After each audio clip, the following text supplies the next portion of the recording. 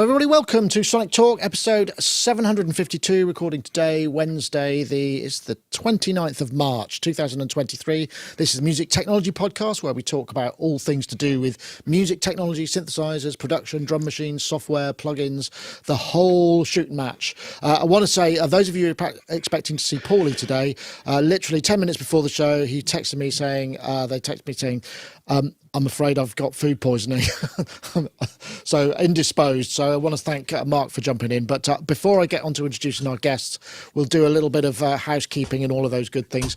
I want to tell you a little bit about what's coming up on Sonic. I'm looking at the Groove Synthesis third wave. Hopefully that will be coming up soon. I want to say thanks to all our Patreon supporters, by the way, for keeping it all going. We've also got NAMM in a couple of weeks. And while I mention Patreon, I suppose I should play my hastily prepared Patreon trailer, because if you support us, it's very much appreciated. Hey, have you considered joining us on our Patreon? We've got a whole bunch of stuff there. In fact, there's quite a lot of extra content going to be coming up from our recent EMOM, as well as the Backstage tour, which I've already posted up. I know many of you are interested in that. We've got sequential Trigon extra sounds. We've got some sample sets from previous reviews. All our stuff that goes up to YouTube is also posted ad-free, so you don't have to look at the ads, and that's at a basic level as well. So if you want to join us, just head over to patreon.com/Sonicstate. You can join us at $2.50 a month for the ad-free stuff. If you want to join us at the upper tier, $5.50 a month, an absolute bargain, and you'll also get all that extra stuff. And if you join us before the end of the show, your name will appear in the end credits. Thanks for listening. Back to the show. And indeed, yes, I'll tell you what's really weird at the moment, because I don't. Those of you who've been regular viewers will know that I went deaf in one ear, and so I had my ears syringed. Unfortunately, they couldn't do that before the EMOM, but since then, I've become I've got so much more top end, so I must have been really plugged up. So yeah, it's worth checking out. But everything sounds really toppy to me these days, which is probably good. Which means if I was mixing, my mixes would either be better or really dull. Doesn't it? Because if you hear too much treble, you're probably tuning it. Anyway, I'll figure out which one of those anyway. But thanks everybody for joining us in the chat room. Want to say thanks, and big thanks to Wagyu as ever for moderating, as he does for so many streamers, and also to all of you folks for keeping it real. And also Wagyu obviously does a lot behind the scenes to kind of make all of that chat conglomerate everywhere. That's what I was trying to say. Let me make sure I've switched everything on. I've just got a horrible... Yeah, we're all right. We're streaming everywhere. Okay, so let's get on to some guests. We've got Mr. Mark Tinley back for... we haven't seen him for ages, Hello. And then he turns up. You know what, Mark? What was so... it was almost spooky, because literally I got one text from Paulee saying, "Oh God, I'm throwing up. I think I've got food poisoning. I'm going to have to bail." And then literally 30 seconds before that, you said, "Actually, I think I might be able to make it this week." So it was absolutely perfect. I hope you're well. I'm well, apart from... Good.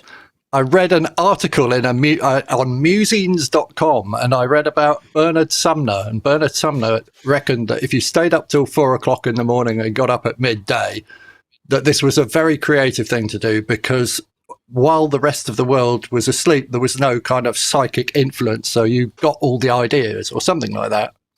And I think I read that article in like 1983 or something when it was published.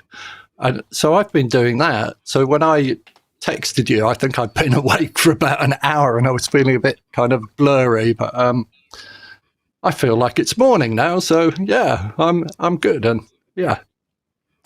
Oh, that's great. Actually, I just have to say, yeah, the Musines thing is really cool. I'm just trying to. I'm going to post that into. It's brilliant, isn't it? It's basically.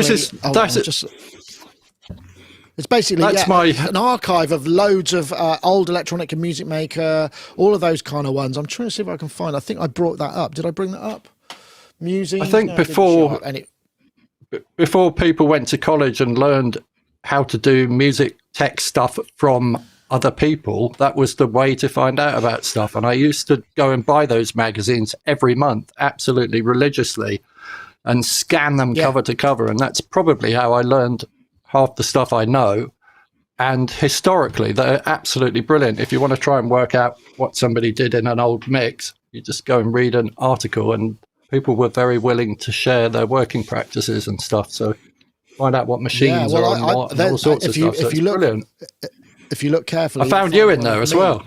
Yeah, that was my. I can't remember what I think it was music. I can't remember the name of the magazine it was. It does all the ones that don't no longer exist. Not Sound on Sound, and I did an interview there, and I seem to have spent the entire time moaning about money, which is not a good look, to be honest. And I've sort of thought, gosh, I'm glad I don't do that anymore. Or at least I hope I don't.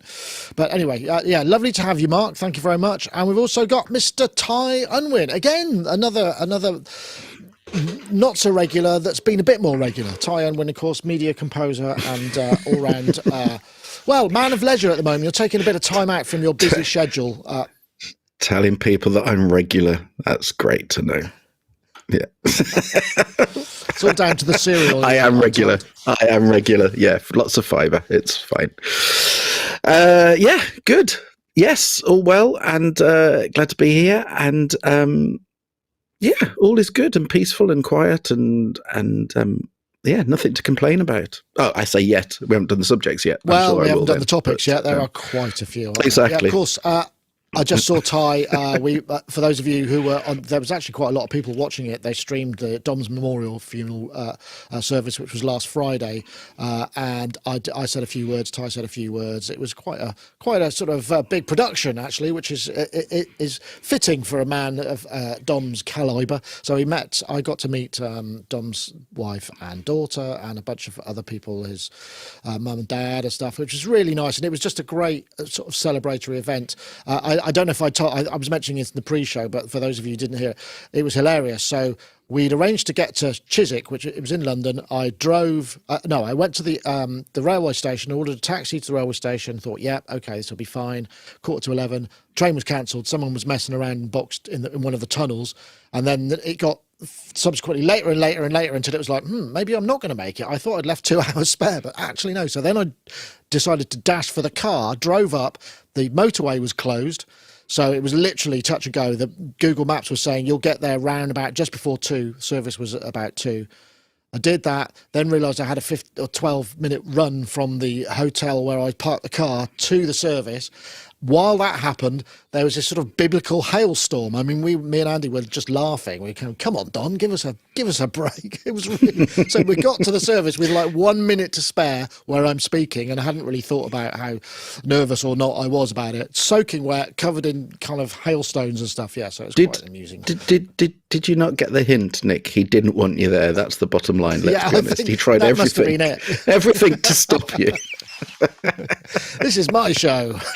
Yeah, maybe you're right. Anyway, but that's when I saw and Rich Hilton was there as well, and lots of other people. It was lovely to see, even though the occasion was sad. It was a good celebratory kind of thing. Yeah, yes. As Lady Aptitude, it could have been raining frogs. I mean, actually, it felt like that was probably the next step, if I'm honest. But fortunately, it didn't get to that stage.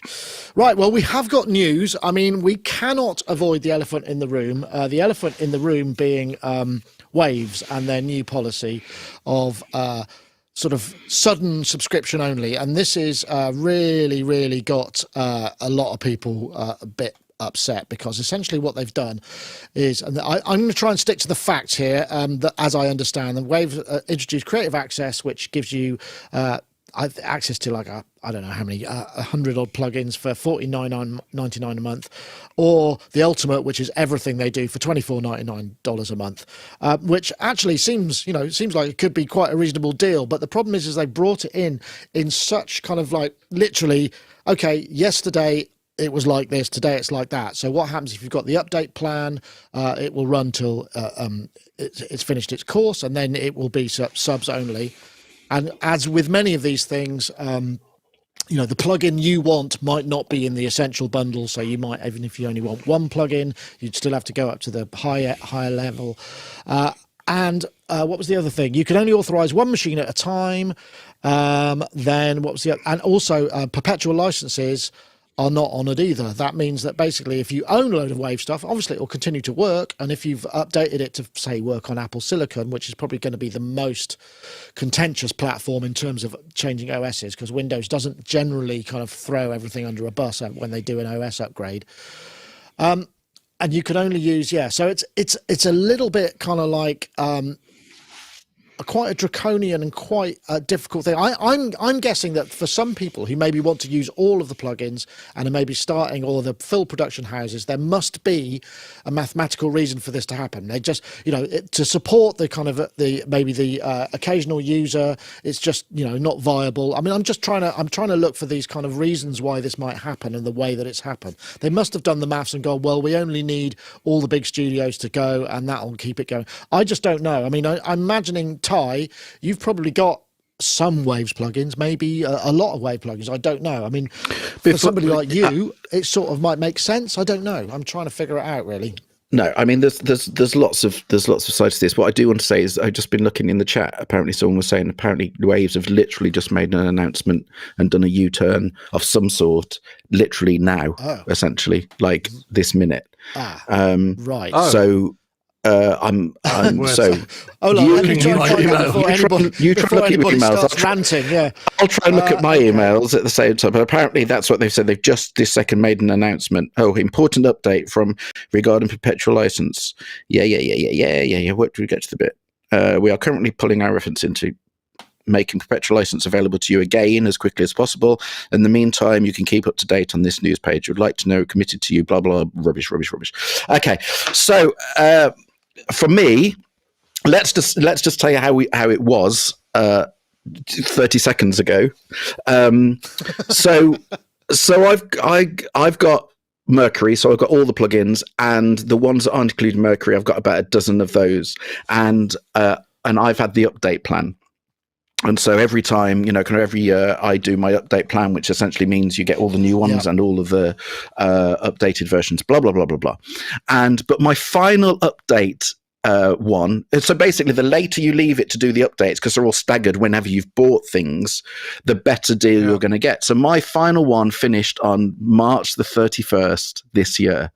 So they've all been staggered. So I just thought, okay, well, what you do is then you wait till March the 30th or 31st and you do them en masse. And the other thing about doing that is it means that everything, rather than it all being staggered, you get everything, you get one date where you do the update plan on anything. Now, there was no announcement made about what they were going to do. There was nothing. There was a thing saying that by the 26th of March, you had to basically register any plugins that weren't registered. So you had to do that. That's fine. But there was no mention about what they were going to do. So I'm waiting until basically 31st of March to just renew everything for another year. And then this happened. And I'm thinking, oh, okay, it's fine. They'll be fine. Bearing in mind that Mercury is not cheap and all the other plugins I bought weren't cheap. And then you try to log onto your account and try and see, and basically you are frozen at whatever was the last version you downloaded. Now, because I don't use Waves a lot, I've got so much other stuff, I'm still on version 12 for Waves, and I've never got round, because I don't use it that often, 14, I've never got round to upgrading to 14. So what they've basically turned around and went, no, tough, you're stuck on 12 now. And they're going, we'll keep you on 12, that's fine. You can't update to 14. The only way you can now keep up to date is you've got to sign into this plan. Now, first of all, you have no choice. You have to sign into it if you want to get the latest versions. Otherwise, you're stuck on 12. But what they do say is, but we will give you 2 months free. So what they're basically saying is, to the fact that you spent however many thousands on these, we'll give you £50 back or $50 back to keep you happy. Well, because that's just crap. And so I actually wrote an email this morning going, look, are you taking the proverbial? Because just because I haven't got round to downloading the latest version, the penalty is I'm stuck on 12 now, and the only way of doing it is to take out a subscription. Okay, now I just need to take a step back. The price of a subscription of the update plan is essentially the same as doing an annual subscription. Right. So it's not like, so it's capped at about $240 is what it's capped at, as long as you do it within the same time frame. So it's $240. And what they're basically saying is, if you do the subscription, you do, and if you buy annually, like you would with the update plan, you get 2 months off. It's the same price. So in other words, is it really going to cost me any more money to do the subscription? And the reality is no. But This is the difference. With the old method, is that they were my plugins that I was choosing to keep updated. And at any point I could turn around and jump off and go, okay, I'm keeping these plugins now because I've paid my thousands of pounds for them. I'm keeping them now, and I'm going to keep them at this level.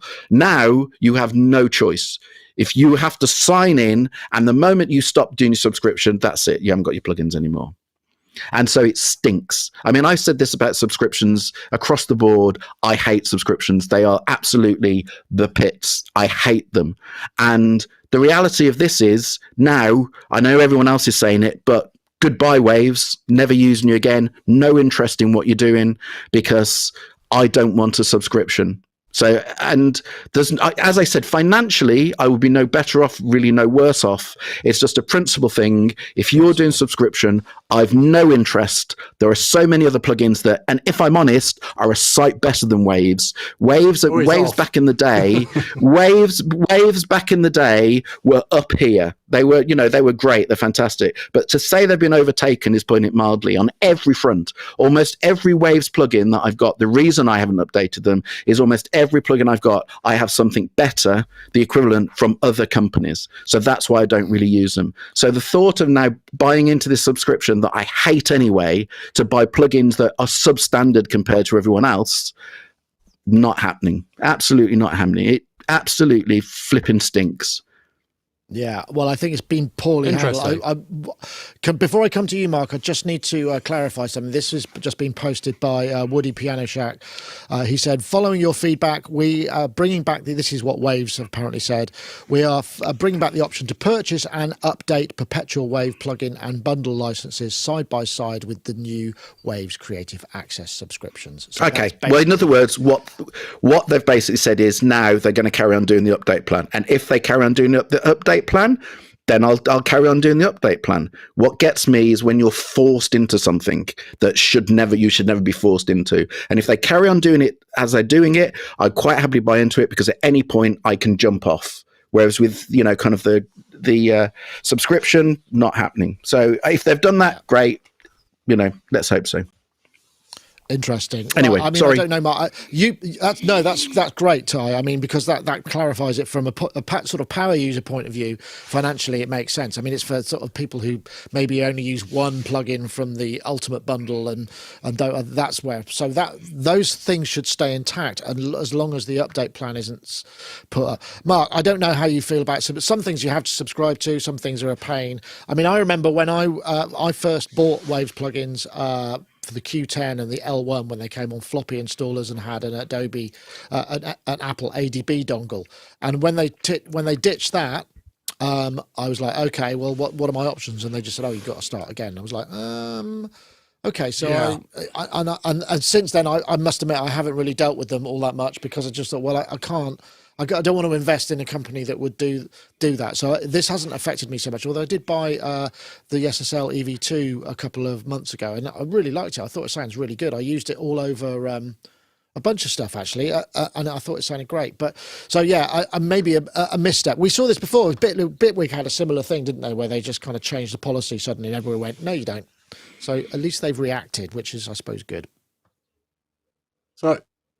So I think I started using Waves plugins probably around it must have been around the time you bought L1 and Q10, because I had mine with a hasp key on the back of a PC. And same thing. I mean, I think between me and Duran, my brother, and probably a few other people, we must have purchased the same piece of code. We've probably purchased that same piece of code dozens of times. No, I'm exaggerating. About half a dozen times or more.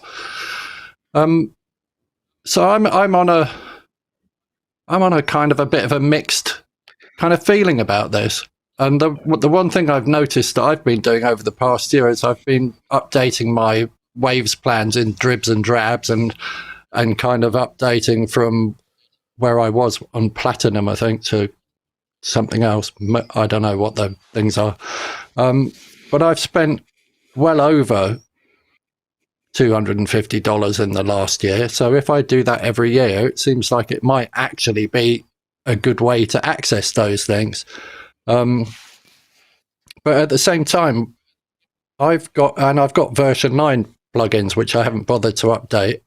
And I'm kind of looking at the overall thing and thinking, actually, for $24.99 a month, I've got access to everything, to all the things I've been looking at and thinking, yeah, I could do with that, but maybe I'm not going to spend that right now. So I like the idea of having access to things. It's knowing what's going to happen in 5, 10, 20 years time, whether I'm going to be able to go back to a legacy thing. So with my Waves version 9 plugins, I've got an iLock. So if I load something, I put the iLock in the computer I want to use it on, and bang, it all comes up. With that whole subscription-based thing, I'm going, if my computer goes down, I've got to jump through hoops to get this all going again. With the current method of authorization. The current method of authorization leaves me feeling a bit like, oh God, this could go wrong. And then in 10 years' time, I come back to this, and how is that all going to get authored and stuff? If it's because we had a Waves key on USB for a while, didn't we? I thought that worked quite well, but I had that go wrong a few times. So I'm looking at it and going, I mean, it might not be me, but in 10 years' time, someone might pick up one of my recordings, look at the plugin list and go, well, hang on a minute, how do we authorize that? And if the mechanism for authorization is no longer there, then you've paid for the software, so you should have a means to be able to use that version of the software. So I'm looking at it and thinking, it's not forward-thinking enough. No, I think the thing is there's lots of conspiracy theories in the chat room saying this has been planned. It's only been 2 days. There must have been part of a wider strategy just to see how it would go and then run. But I mean, we don't know any of that. I mean, that's not something we can speculate on. But it's just Waves have done a couple of business moves like this in the past where it's been quite a shock tactic. And I think it's maybe something that they're a company that just do that sort of thing every once in a while. And, that's fine. But if it loses them customers, maybe it's not such a smart idea. But there must be a strategy. Well, all I know is everyone that I've spoken to who are Wave users, everyone that I've spoken to, all of them, 100% turned around and went, stuff this. And I'm not using it because, as I said, it's not like it used to be where they were the leaders in that, and so there are other options now, and so everyone I've spoken to about it has said that's it. I'm not using them if they stuck to whatever was. In response to that, I've got Waves plugins that do things that nothing else I've got can do, which absolutely blow my mind. So. Some of their real-time stuff. But I just want to say, I think for people like you, it seems like it's the same kick in the teeth that we had with Logic. So I bought Logic version 1, and then I upgraded 1.5 AV version, various AV extensions, all this stuff. I've invested thousands of pounds in Logic. It goes along, and suddenly Apple are selling it for 120 quid and anybody can buy it. So it's all of my investment has gone into, it's nice that people can buy it for 150 quid. I'm not knocking that in a way, but it's almost like the people who have the biggest investment in it get kind of kicked out. So you've probably spent thousands of pounds over the years on Waves plugins, and then suddenly anyone can have access to it for $24.99. It just seems like a bit. It's almost like hasn't taken those people's contribution into account properly.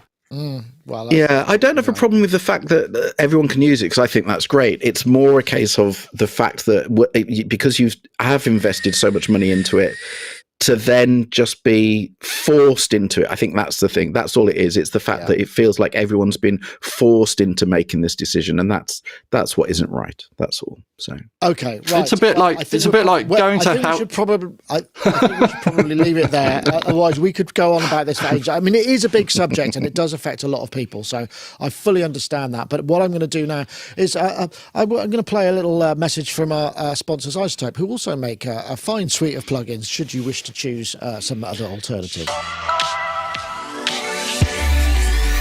OZone 10 is the future of mastering. The new version includes Master Assistant, match your master to any reference file or files.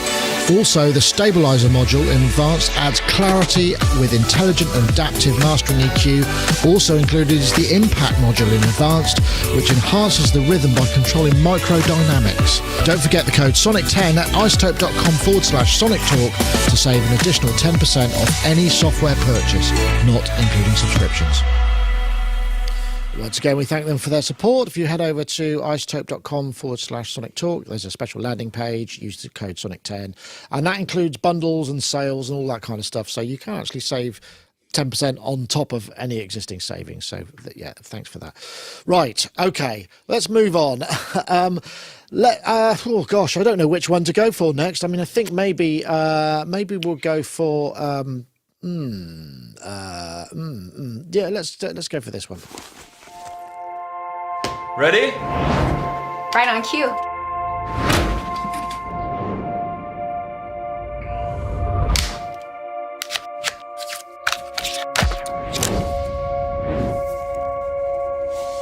This is the Framework laptop, which is a kind of interesting concept. I mean, as laptops used to be, which were modular, where you could sort of buy various bits and pieces, upgrade them and whatnot. The Framework allows you to do much the same. In fact, I costed up I don't know much about PC costings or whatever, but the fact that you can specify the number of ports, USB ports, and their little sort of slot-in modules, and also that by that same token, replaceable memory, network ports, storage. The thing about this new one is also you can put in a separate GPU, which I think is quite important these days because we're going to be using GPU more and more and more. I thought as a concept it's kind of interesting, and I think the one I costed up was about 1,250 quid with an i7, 32 gigs, 250 gig and NVMe, 3 USB-C, 1 USB-A, Ethernet, but that was only a 13. So the 16 one, the pricing will be announced a little bit later. It seems like the responsible way to go. I mean, in terms of anything that we now buy that is of that price, it just this sealed box concept is almost morally wrong, I think, in many ways. I mean, and I'm sitting here in front of a lovely MacBook Pro 14-inch, which I absolutely love, but there's very little I can do about any of the stuff in it apart from throw it away when it breaks. I don't know. Ty, I don't know what you use in terms of computer. Do you use a PC for your Nuendo system? So you don't. You use a Mac, right? Okay, so you're still in the same boat as everybody else, which is no modularity. No. I used to be use PCs, and I haven't now for God, I don't know. I'm probably going to say almost 20 years, at least 15, 16 years, and So the only way to properly do it with Mac, to properly do it, is when you buy one to absolutely max it out, and that's the only way of guaranteeing any kind of real long. Do you know what I mean? Like proper longevity, and that's so expensive because they know this. So that the price they charge for all the add-ons is some of it is ridiculous, but they know that's the only way of doing it. PC wise, honestly, I kind of jumped out of the PC world so long ago. I love the principle of this, but what I don't get is back in the day when I did used to spec up PCs, the companies I used to use, there was a local company I used to use, and essentially they would choose whatever spec you wanted. They'd literally choose, they give you a whole list of all options of everything, and you used to choose. But I know for a fact that with them, they would go back and you could update certain bits. So I'm taking, obviously this is just an easier development of that, in that it's essentially one that you can just do at home. I think that's the main difference. But with them, even so, this is back 20 years ago, they would do things for you. If you wanted something updated, you could take it back to them and they would update things for you. But obviously this is obviously just, kind of snap, it's all snap in. I think the only problem I have to say I have with that kind of snap-in concept is that I would have to question, and I could be completely wrong here. I'm not saying, the build quality, the moment, do you know what I'm saying? Everything just seems a bit. When stuff's modular, then there's more. The moment you have anything connectors, anything modular, Anything modular means that I'm sitting there going, it's one of those things that when you pick it up, is the side panel's going to be a bit, so Maybe. For me, I don't know. I hope not, because, but I mean, it's, and the prices seem good. It's not like they seem stupid. That's the other thing. The prices, well, obviously everything compared to a Mac, it seems good value, but the prices don't seem silly. They seem good prices for the spec, but it's not really. I'm literally the one person that shouldn't be answering about anything about this, apart from the fact that the longevity and the environment and thing, all of that, very noble, absolutely fantastic. That's all I can really say about it. Yeah, no, fair enough. I mean, Mark, you like me, like to tinker, likes to. I mean, we've built PCs here. There's a PC that runs everything. I mean, now PC hardware is almost moot point because I'm running this show on virtualized hardware in a data center in Virginia. I don't have any PC. This is still running on my Mac. I'm just using it as a dumb terminal and a few other display drivers and stuff. So I'm not sure how important that is in my life. I mean, I'll just fire up an instance that I need and then fire it down. But I mean, it would be nice to see this moving into other areas, like but as soon as we get integration with things like system on a chip with the Mac thing, it's much harder to replace it. You have to essentially replace the motherboard. I think I've seen Linus Tech Tips do things where you can replace some of the NVMe drives in there. They are kind of customized, but it is possible. It's just a bit shonky. Maybe in a Mac Mini, I think you can do it. But I don't know. I like the idea of it. I don't know whether it's likely to be, big yet. It's an early adoption thing, right? I've got 3 heads on at the moment. I've got Mark, the ADHD head, Mark, the relatively normal person, and Mark, the Asperger's head. My Asperger's head is going, wow, that thing's so cool. It's like the spy comes into the scene and he goes, have you got a computer with you? No. And then he pulls a bit out his sock and he's got a bit in his shoulder pad and like clicks it all together. It's like, like those those assassination movies. So from that aspect, it totally appeals to me, right? From a music making aspect, I am never going to make music on a PC again. Well, actually, there's a bold, broad statement, but I wouldn't choose to because, and I'm going to skip back to the last topic, I need to throw in what happens when your software goes, oh, we need to update, or no, your license isn't working, because the UAD stuff does that. You go to load a plugin, you're in the middle of being creative, it comes up and it goes, oh, you need to authorize this on the server. What happens if you're not connected to Wi-Fi?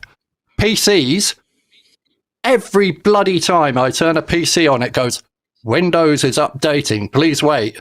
If I've got a guitar riff or a vocal melody or something in my head and I'm going, quick, got to get this down, and I go to turn the computer on and it goes, oh, sorry, man, you're going to have to wait 30 minutes for me to like install 2 gigabytes of like security update or something.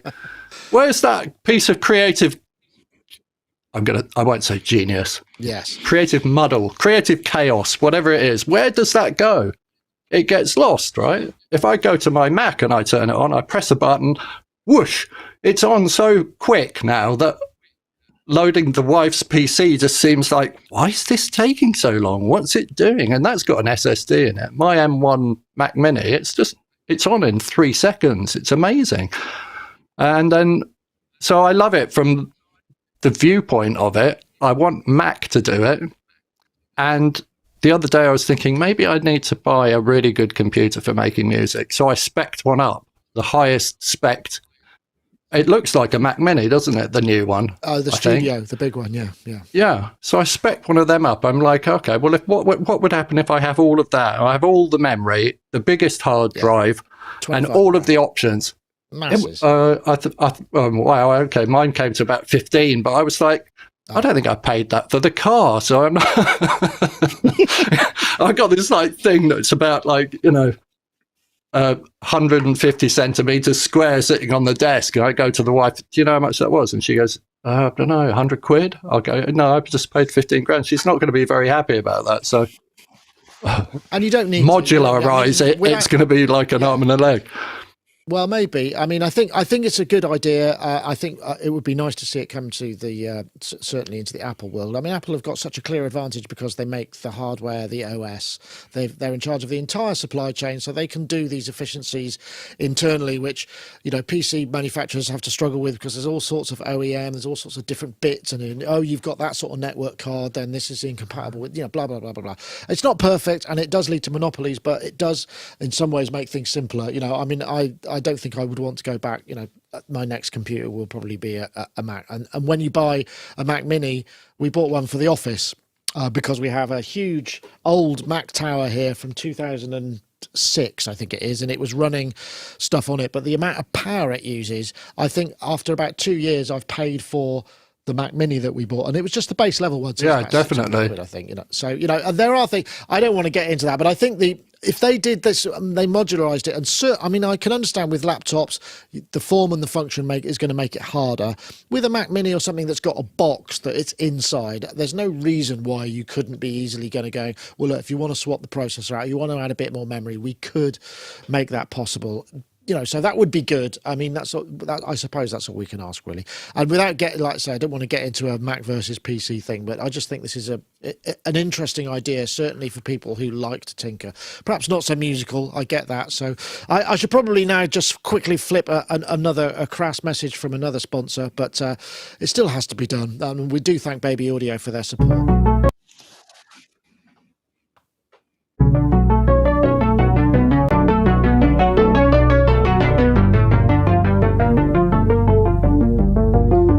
To read this bit, hadn't I?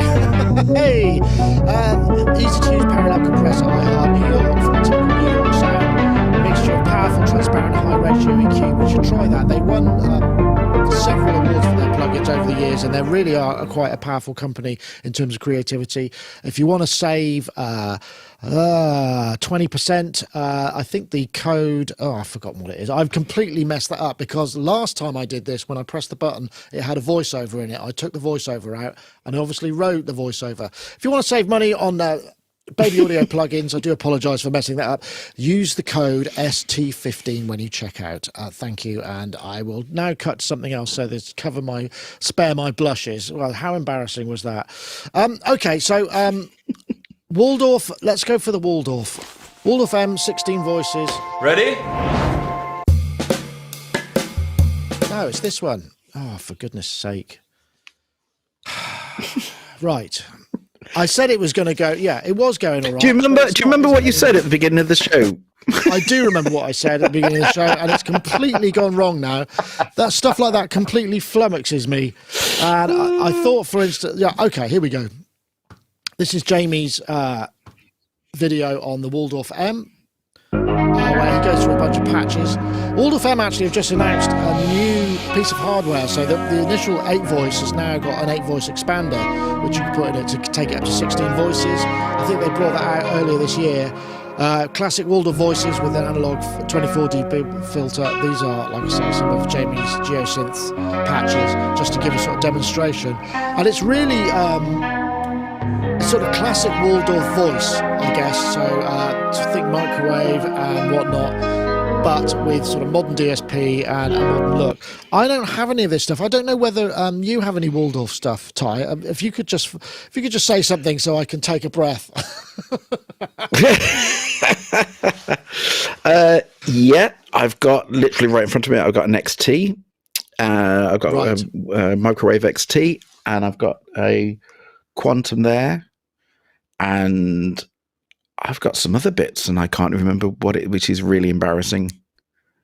Yeah, well, yes. So in terms of wave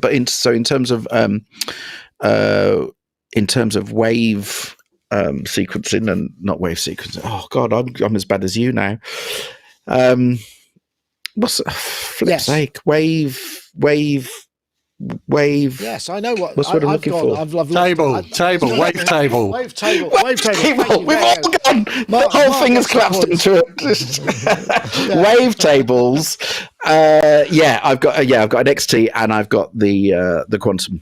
And tell me if I'm wrong here, but I'm thinking, and I could be completely wrong, but I'm thinking that the M is essentially the wave table part of a Quantum. It doesn't really add anything that's not in the quantum. Tell me if I'm wrong, but I don't know. But I'm presuming it's essentially just the wavetable section from a quantum. That's hard to know. I don't know whether or not it does the VA stuff as well, but it has. No. I don't think it. I don't think it does. I think it only does the wavetable and stuff. I think, yeah. But it's one of those things that wavetables, as we had this conversation earlier about the third wave and all that kind of thing. Wavetables has its place, but I do have quite a lot of crossover when it comes to wavetable. I've got a lot of stuff now that does wavetabling. It's one of those things that disappeared and no one really did it, and now everyone's everyone's dipping their toe in and having a go at it. I wonder, there must be, and it has a particular sound. It's great. Yeah, I mean, the Waldorf Iridium is around about it's a bit more expensive actually, isn't it? It's a couple of $1,000, it's a couple of £1,000, whereas the M is about 1,500. So I mean, which makes sense. There is a price differentiation, so it's not. Yeah, which makes sense. It essentially is the wavetabling section plus the analog filters from the quantum, all wrapped up. That's what I'm presuming. But again, if that's not the case, then please, Yeah, let me have a look. They don't make it very clear. They don't make it very easy. Waldorf Iridium. Let's see if not Iridium. Waldorf M. Let's see what it says. This topic is obviously going to generate some kind of tumbleweed moment. If only we had Howard Scarr's jingle to play. For those of you who remember it, he did a fantastic tumbleweed moment. I used to play that quite a lot, I seem to remember, where I would ask a question and it would just be deathly silence. And then I haven't done that for a while, so I feel I suppose we're revisiting old pastures, which is not necessarily a bad thing. Mark, do you have any Waldorf stuff? I mean, I really like the Blofeld. I think I reviewed the Blofeld, I think it was Mark II, I think it came out. It sounded really good. I guess this is going to have some of that stuff in it. I reckon the only thing I've got left of Waldorf, I've had various different ones of their plugins along the way. I've coveted many of their synthesizers in a way, but they don't really sound, they sort of make a sound that I like, but not quite. So I think that marrying of 8-bit digital waveforms with really nice analog filters sounds really good, but it doesn't. I like it. Like the sound of it is, it's like a lush soundscape kind of sound, but it doesn't fit in with any of the music I make, I suppose. But so the only thing I've got left would be the Nave thing on iOS, which is great fun to play with. Got it on an iPad. Never use it. I would like to have one of these in my studio just because it looks amazing. That kind of navy blue and the red knobs, and it's like the original Waldorf Wave. The first time I saw one of those, I was just like, I've got to have one of those, but only because of the way it looks. So it does, yeah. I can now read some of the blurb with it. Basically, they say they're returning back to their roots by bringing back classic microwave and modern microwave two-tone generation with analog low pass 24-octave VCF, an SSI 2144 improved ladder type with resonance and analog saturation feature, plus true stereo analog VCA with panning. So that's going to be presumably some of those wavetables are going to be stereo, or it will just give you a lot more sort of stereo width. I'm not entirely sure about that. There's also a whole bunch of extra presets, so it's kind of like a modern version, because I think those are quite hard to come by, even though there were certainly a bunch of them made. Plenty more presets. And they've also got the PPG Wave 2.3 sounds, because as we know, those original wavetables are sort of that's up with Waldorf a lot. Yeah, I suppose. The thing they did that made it really interesting was they took the wavetable and they allow you to cycle through the harmonic series in the wavetable, so you can turn the knob and basically move through all the different harmonics, and then when you cross synthesize those, you get some really interesting stuff happening. But there's too many other things that make it just wouldn't work in the music I'm making, I don't think, other than the way Michael Jackson went with the synclavier at the beginning of Beat It or something. You'd like showcase the sound and then get on with the song, right? So because that doesn't seem to appear anywhere else in that song, but it's just like, hey, look, I've got this very expensive synthesizer and it does.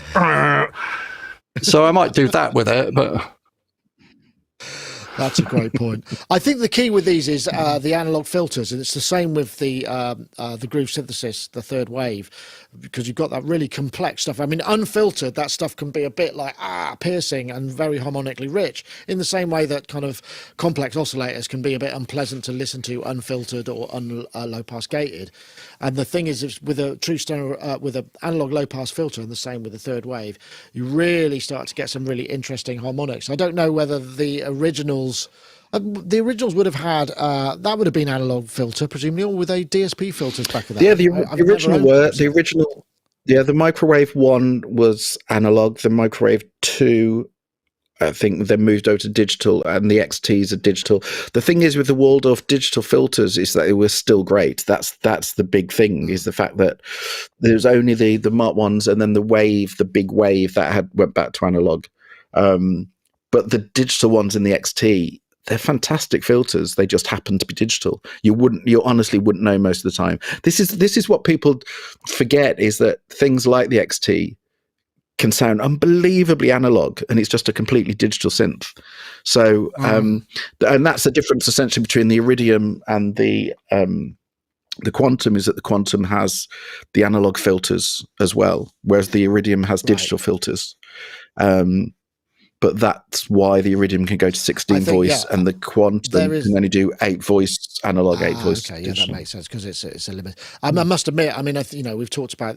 I don't know if I talked about the Delta set, which I've got here, which is again, it's a sort of lineage from wavetable synthesis down. I think some of the Quasi-MIDI Raven and through George Schaff.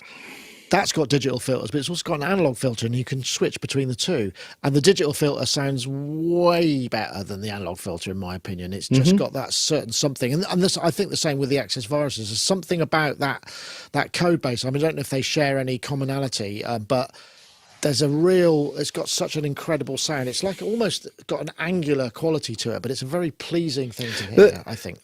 The best one, I have to say, the best combination is... And it's the instrument that's been around forever, and very few people have actually seen or had, which is the Solaris, which is the absolute perfect combination, because it has all of the Waldorf wavetables. So it has all of the original wavetables, and the Solaris has a digital filter. It's a digital synth, but my God, the filter on it is incredible. It's just absolutely gorgeous. And again, it's that thing of, you would never know in a million years that it wasn't analog. It's a beautiful filter, but unfortunately, it's just one of those instruments that is never going to be mass market. But I've said before, the Solaris is a beautiful instrument, but it is that perfect wavetable synth from that point of view. Right. But got you. Wagu's saying there that the M is an implementation of the Microwave 1 with some features from the Microwave 2 and better interface, nothing to do with the Quantum different filters too. Anyway, that's cleared that up. Different filters. Okay, well, it's worth looking at then. Sorry for that car crash of a topic introduction there. I do beg your pardon, everybody, but things. I knew I would crash and burn after saying that I had a technically perfect show last week, but that's just the way it goes. Maybe we can get onto a few questions, and I think there's some very. There's some very apposite ones. So let's start with this one. This one is from, let me see, Bohem, I believe. Bohem via YouTube. How many plugins do you really use? Which I think is actually quite a reasonable time, to address that, because as we know, it's very easy to collect them without necessarily using them. I know, Ty, I mean, I know you're a serial offender when it comes to that, but often you're looking for inspiration and stuff that I imagine is important. Yeah, so, I mean, I've said it before. Them, almost, yeah. Okay. So almost every day I'll buy a plugin, or I'll buy a sample library, or both, or whatever, almost every day. But the reality is that just leads to a huge collection, and it takes a lot of work to keep that under control in terms of knowing what to access. How many do I use on a regular basis? Very, very few. It's the same ones that you keep coming back to time and time again, for the simple reason you know what they do, you know how they work, you know what results they're going to give you.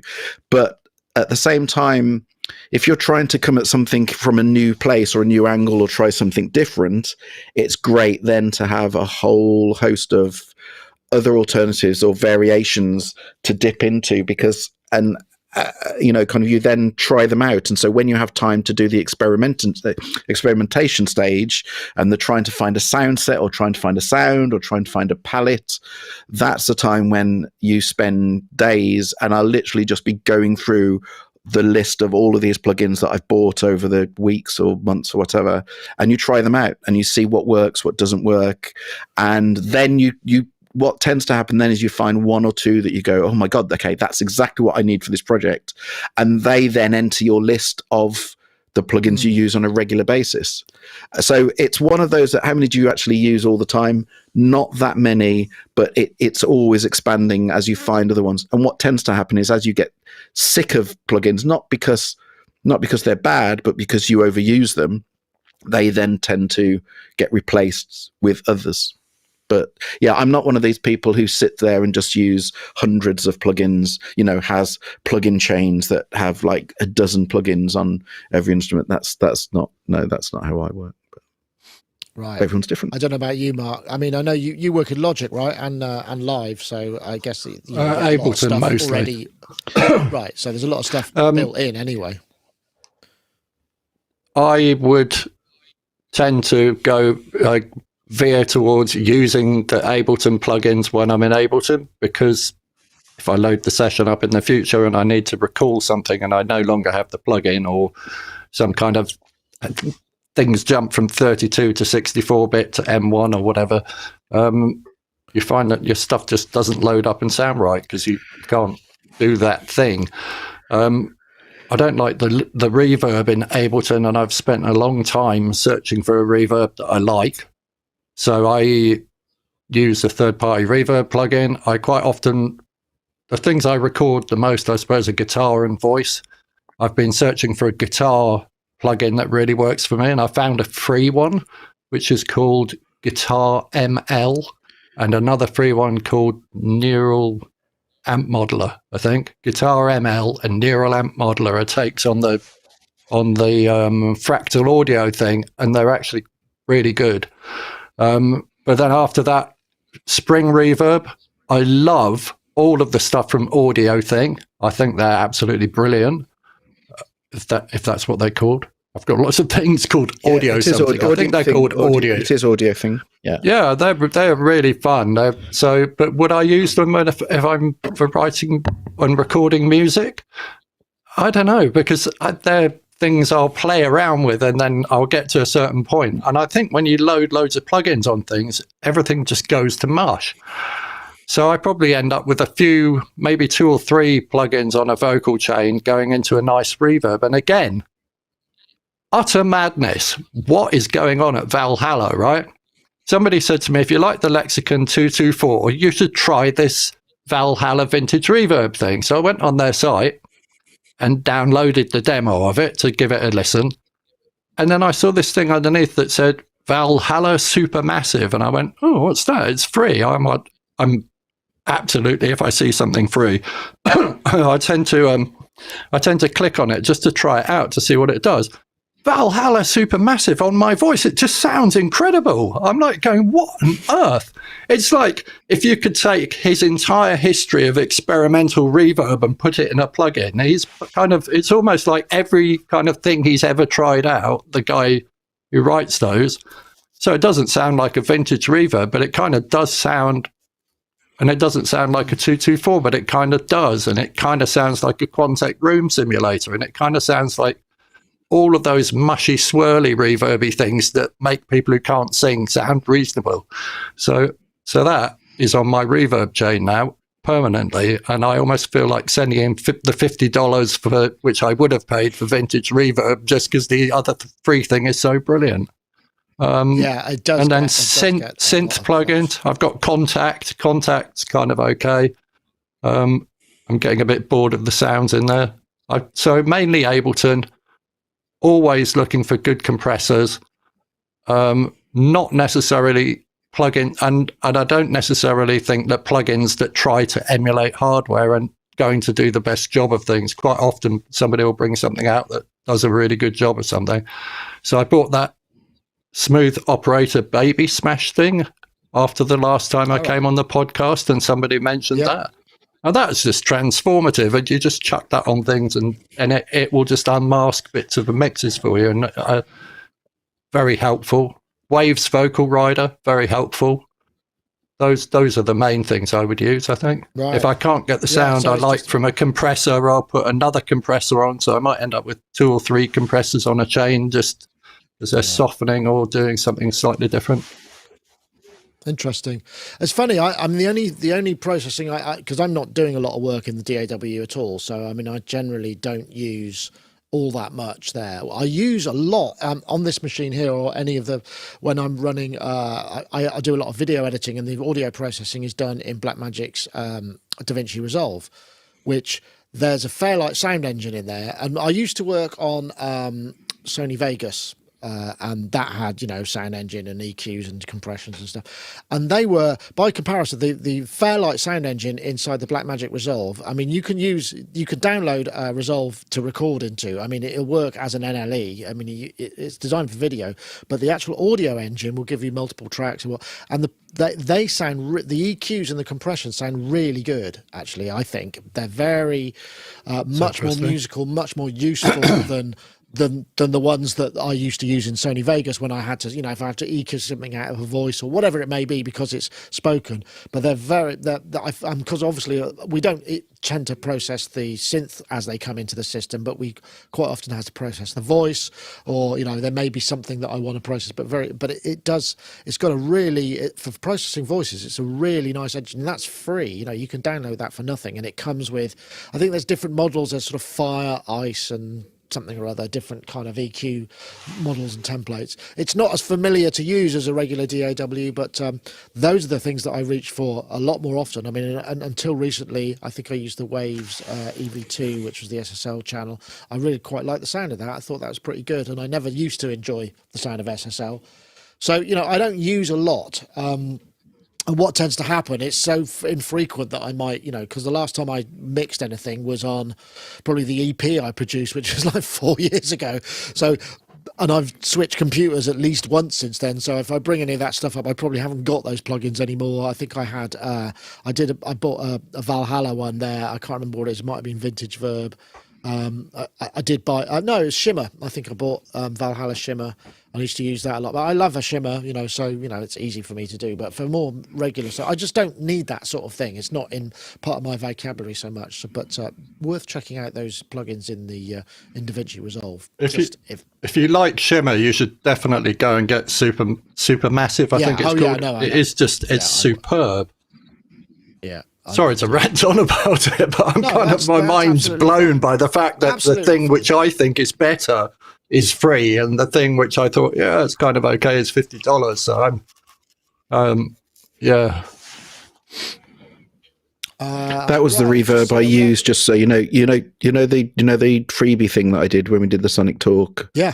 That was the reverb I used on that because it was free. Super Massive. Yeah, absolutely. I'm just trying to find another one, another question. Let's see.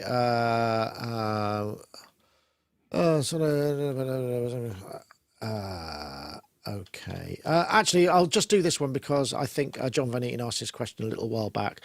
So we'll just go in with this one. This is John Van Eaton asked via IRC, what visual software was used in the Bath show?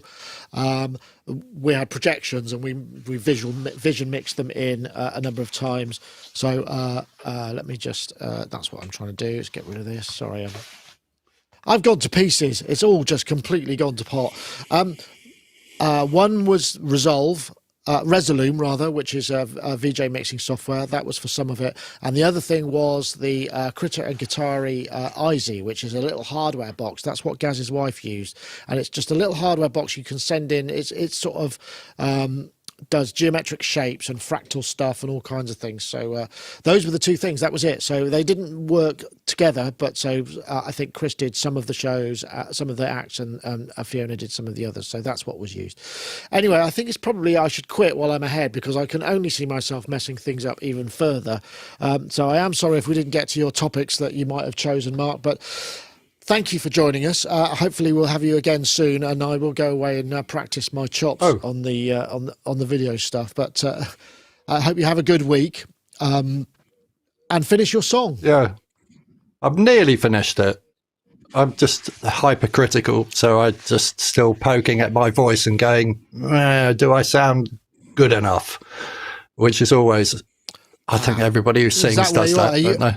Are you so? Yeah. What needs finishing? Is it arrangement, or is it mix, or is it a bit of everything? I think I've got the arrangement. I ran into some, what are they called?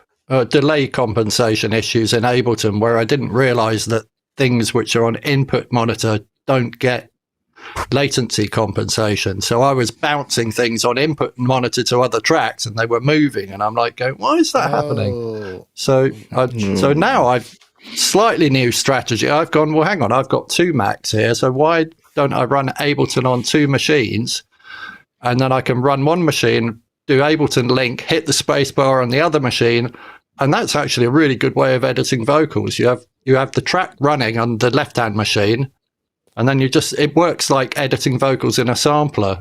I think I'm realizing that I ought to go back to working as if I'm working in a sampler and not working in a DAW, and that I'm far better placed to working on pattern-based things as well. So I can jump from pattern to pattern rather than trying to do it all out on a timeline. It doesn't work for me. Okay. So, well, good luck with that. Yeah, but I'm having fun. Excellent. Thank you. And yeah, nice to be on as well. Thank you.